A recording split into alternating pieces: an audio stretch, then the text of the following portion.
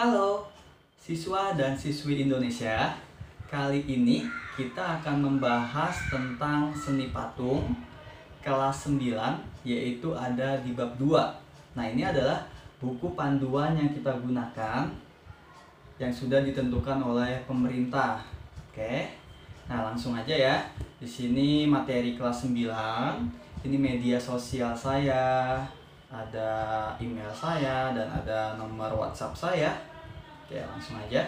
Nah, sebelum kita mulai pembelajaran, ini adalah beberapa patung terbesar yang ada di dunia. Yang pertama itu adalah Spring Temple Buddha, itu ada di Tiongkok. Nah, ini tingginya yang di sebelah kanan kamu itu 153 tuh tingginya.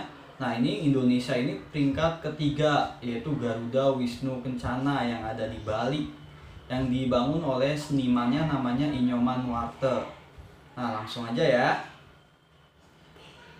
Nah, ini adalah alur pembelajaran materi seni patung, ada di halaman 25.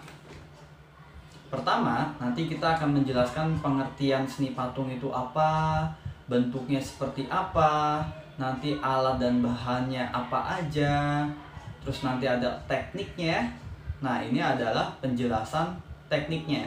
Nanti saya jelasin satu-satu berdasarkan dari atas. Oke. Hampir di Indonesia itu banyak banget patung, termasuk salah satunya di ibu kota Jakarta itu banyak banget patung. Nah, ini adalah pengertian seni patung, itu di halaman 27 sampai 28. Seni patung itu adalah dikenal sebagai plastic art atau seni plastik, yang artinya meniru bentuk dan memiliki keindahan.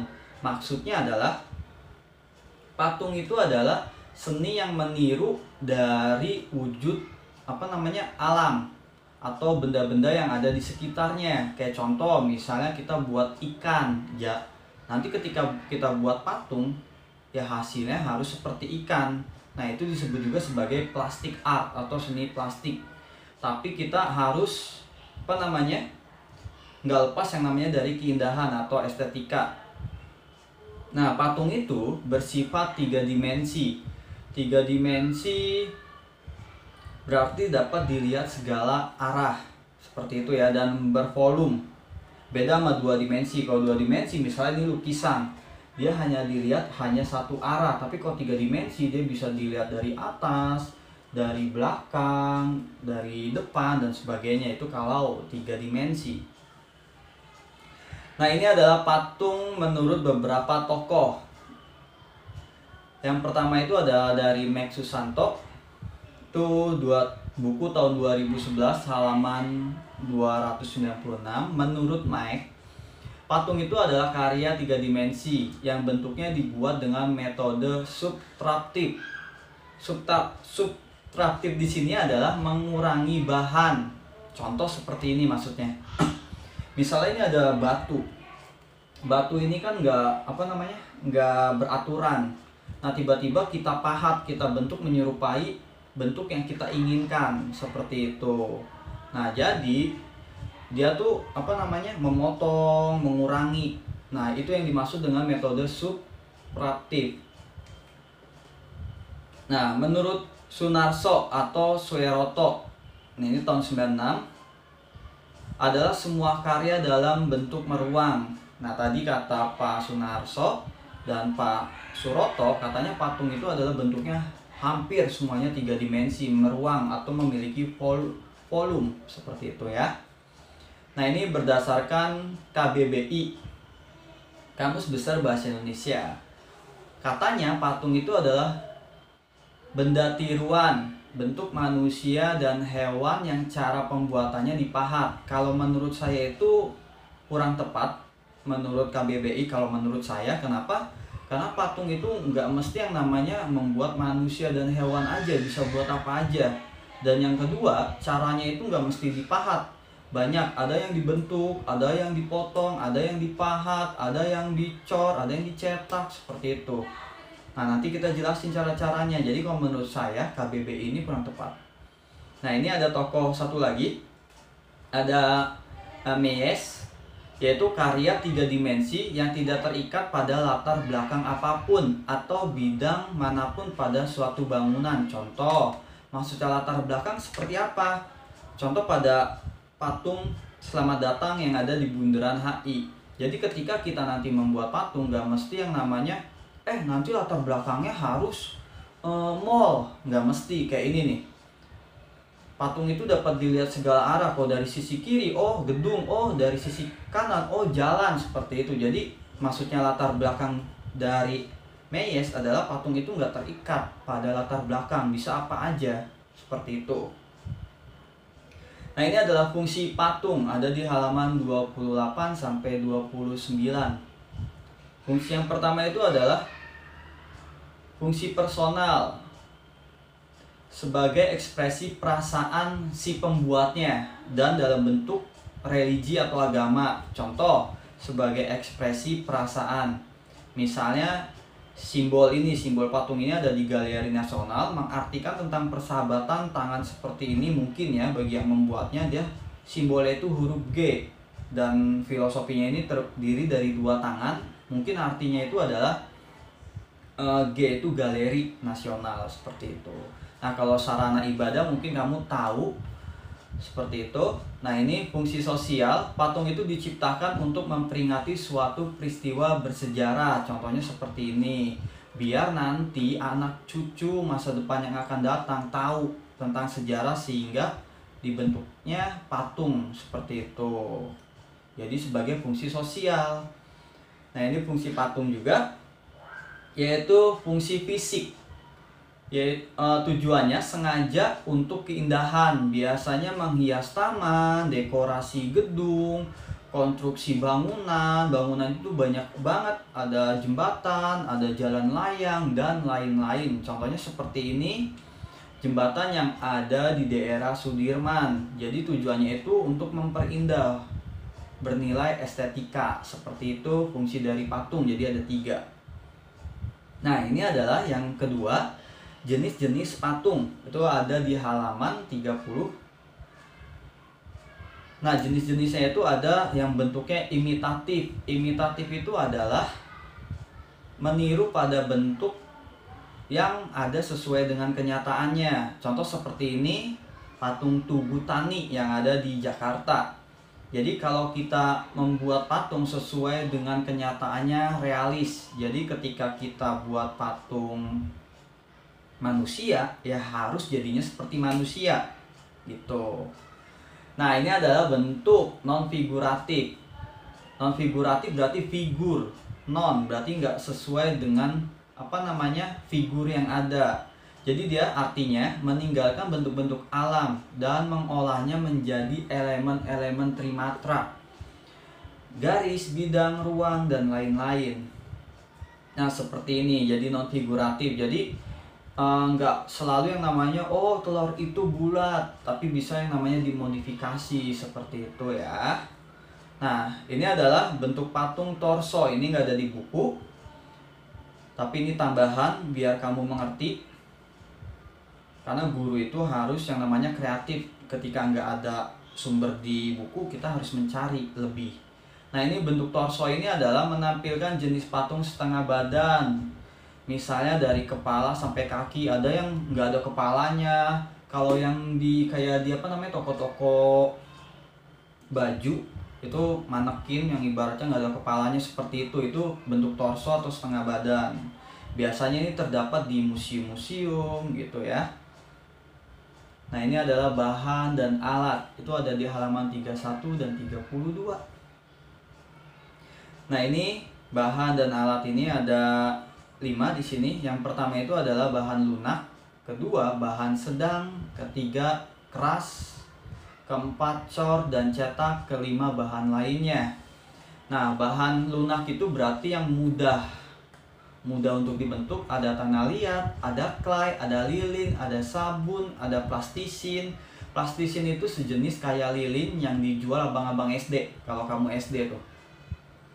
Nah, kalau kayu itu yang sedang, yang ibaratnya empuk kayunya, itu ada kayu randu, jatilondo, mahoni, segon, seperti itu. Nah, ini kalau keras, Ya keras kamu tau lah, kayak batu dan sebagainya ya. Nah ini ya, kalau yang dicor itu seperti semen, pasir, gipsum, logam, ya seperti itu.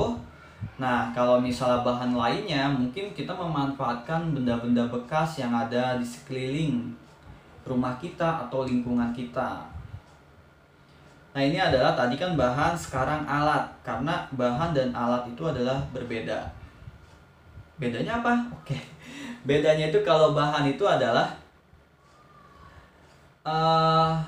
apa yang kita punya itu habis, itu bahan. Contohnya kayak tadi tuh clay, itu bahan karena ketika kita gunakan itu habis. Tapi kalau alat kita gunakan itu nggak habis. Contohnya alat seperti ini, ada butsir, ada meja putar, ada pahat, ada sendok adukan, ada alat las.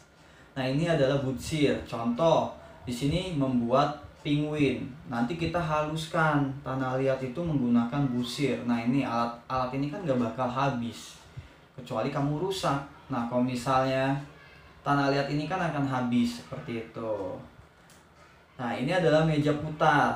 Biasanya ada yang pakai apa namanya, dipegang seperti ini, terus ada yang menggunakan kaki. Nanti tangan kamu diam, kakinya bergerak. Nah itu meja putar.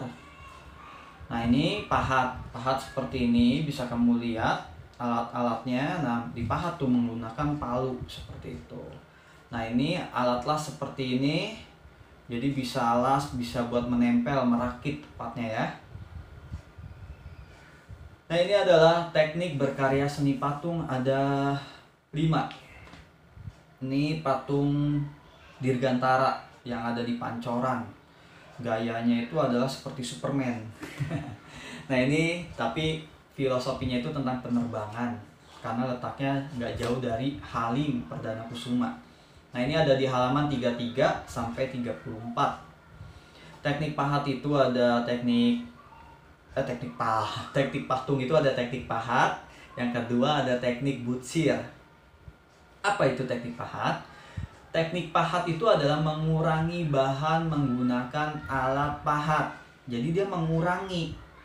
Mengurangi itu berarti apa ya? Membuang. Misalnya kayak patung relief. Relief itu kayak mana sih? Relief itu kayak contoh Borobudur. Jadi patung itu yang menempel di dinding-dinding, bayangin tuh. Hampir bentuk Borobudur sama semua. Nah, atau yang terbuat dari batu dan kayu.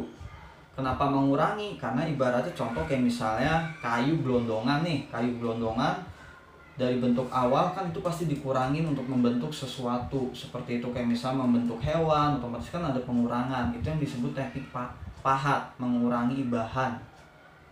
Nah seperti ini contohnya ya. Jadi diketok-ketok tuh, diketok-ketok bukan pintunya tapi batunya biar terbentuk. Kalau pintunya nanti assalamualaikum datang orang. Nah ini teknik butsir, yaitu membentuk.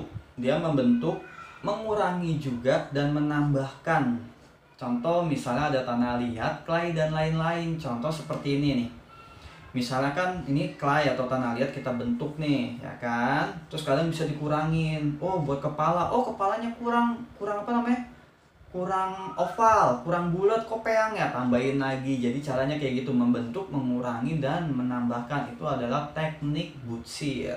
Alatnya seperti ini, itu ya. Nah ini kan ada 5 nih, ini baru yang ketiga nih. Ini teknik cor. Cor itu biasanya membuat patung dengan membuat cetakan terlebih dahulu. Cetak, kalau bahasa saya zaman apa namanya, waktu sekolah, asik pernah sekolah kan.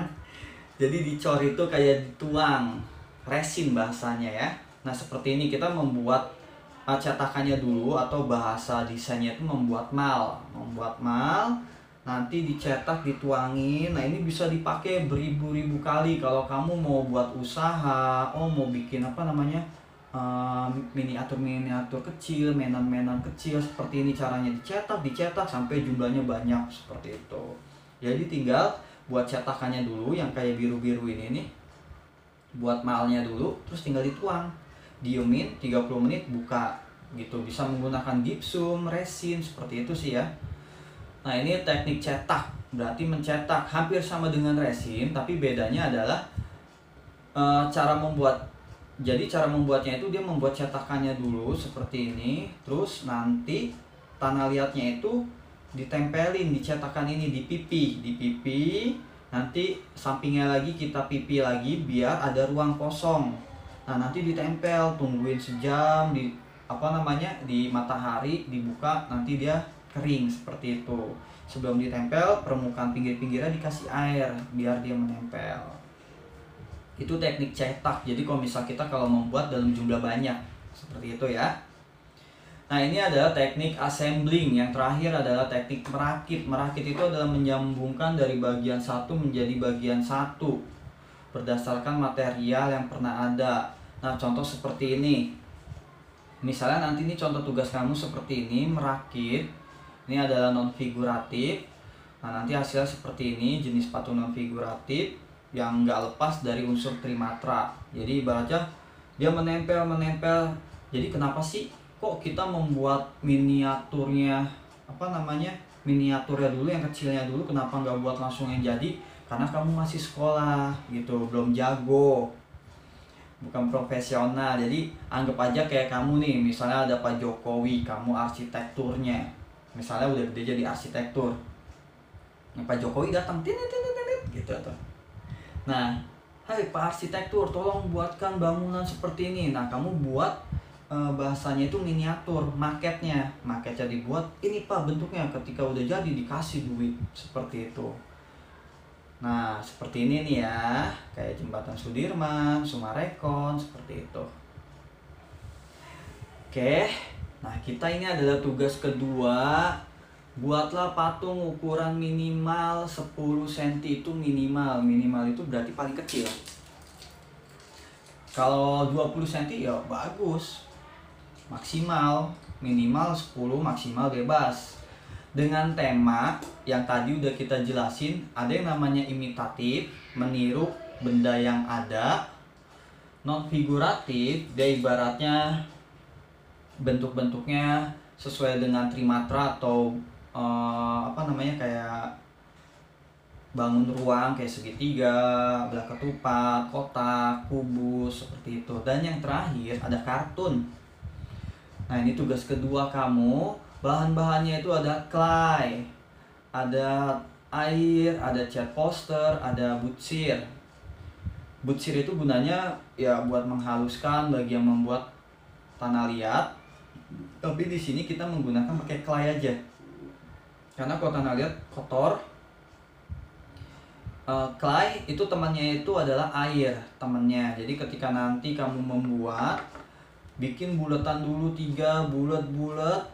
Nanti ketika ibaratnya kepala sama badan disatukan, itu dikasih air dulu, permukaannya tempel seperti itu. Nanti kalau udah kering baru dijemur gitu ya.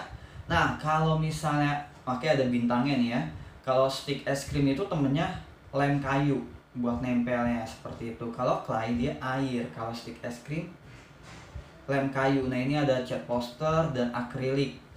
Kenapa ada cat poster dan akrilik? Tujuannya biar diwarnain, biar bagus. Makanya kalau kamu punya cat poster, disimpan, nanti buat nanti besar-besar, untung-untung sampai kamu kuliah seperti itu. Jadi jangan boros kalau menggunakan bahan. Nah ini cara penilaiannya adalah upload. 1, saya yakin kamu udah ngerti karena kamu udah kelas 3, kelas 9. Pertama adalah membuat video yang isinya itu alat dan bahan. Seolah-olah kayak saya nih, kamu mengajarkan orang-orang gimana sih cara membuat patung yang kamu buat kok keren banget. Jadi sebutin dulu alat-alatnya, jangan sampai udah jadi aja. Karena kamu bukan temennya Limbat yang tiba-tiba bisa sulap, tapi ada prosesnya men. Gitu ya. Jadi prosesnya dijelasin, oh alatnya seperti ini, ada clay, ada air, ada cat poster, seperti itu. Jadi dijelasin alat-alatnya dulu. Terus prosesnya kamu jelasin. Pertama kita bikin buletan ini buat kepala, nanti bulatan kedua ini buat badan, nanti bulatan itu dipipi-pipihin, yang buat badannya nanti tempel, bikin bulatan lagi, terus kita gini-giniin buat bagian tangan, seperti itu sampai proses akhir. Jelas nih ya.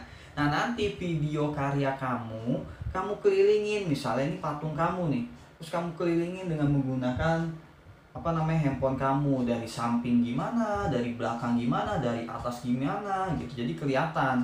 Takutnya kalau nggak diliatin atasnya, taunya atasnya bolong, kaget kayak sendal bolong kan, nanti gentayangan patungnya.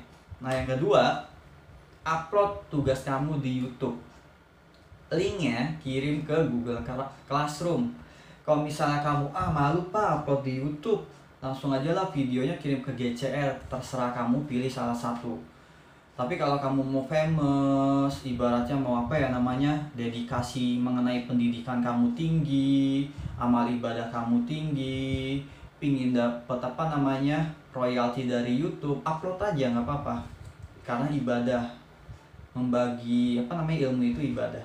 Nah, yang ketiga, foto karyanya aja. Contoh nih ya, ini patung yang pernah saya buat. Nih, contoh karyanya aja dipoto cetek. Nah, yang kedua, terus foto sama siswa, anggap aja saya siswanya foto gitu ya. Nah, satu karya itu 2 orang kumpulinnya, jadi satu karya kamu buat patung itu buat 2 orang gitu ya. Nah, paling lambat kapan? Akhir Agustus. Nah, ini adalah contoh-contoh bahan patung. Ini clay. Kan nanti tadi kan saya ngomong tuh clay kayak mana sih clay. Nah, clay kayak gini nih. Clay ini seperti ini, ada yang plastikan, ada yang seperti ini, yang besar.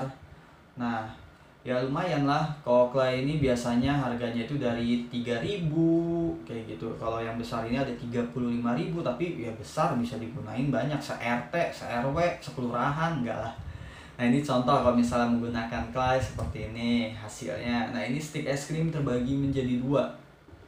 Ada yang panjang, ada yang sendok seperti itu. Nah, hasilnya kalau yang sendok seperti ini nih, kayak sayap burung merak. Kalau misalnya stick bisa kayak gini ya, tergantung modelnya sih ya. Bisa kamu modif, nggak mesti kayak gini. Ini kan contoh. Nah, ini tadi ada 3 tema yang tadi saya tentukan.